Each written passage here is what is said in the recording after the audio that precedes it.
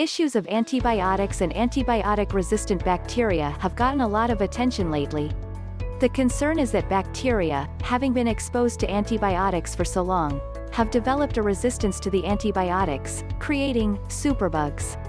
The grim reality is that bacterial infections that used to succumb easily to antibiotics have turned more serious, even deadly. Interestingly, though, herbs with antibiotic properties seem to elude the bacterial learning process, and thus do not appear to produce resistant bacteria. Antibiotic herbs can be used around the home for minor infections and as antiseptics to prevent infection. Here are some of the more useful antibiotic herbs. 1. Garlic.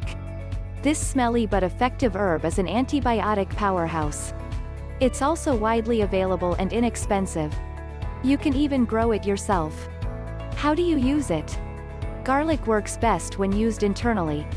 It can be made into eardrops and used to combat ear infections. Simmered in broth or water, it makes a healing broth that works especially well for upper respiratory infections.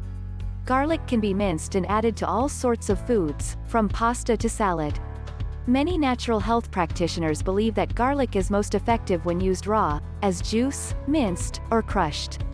2. Echinacea. You've probably heard of this herb. It's all over the place during cold and flu season, and for good reason. Echinacea is a powerful antibiotic and, in the case of colds and flu, antiviral.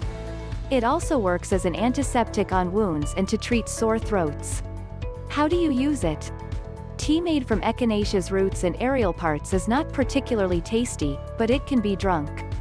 Such a tea can also be used as a wash for superficial cuts and scrapes. Echinacea tincture, diluted in warm water, makes a very good sore throat remedy. 3. Golden seal. The golden yellow color of golden seal's roots give it its name, and these roots are the parts that are used medicinally.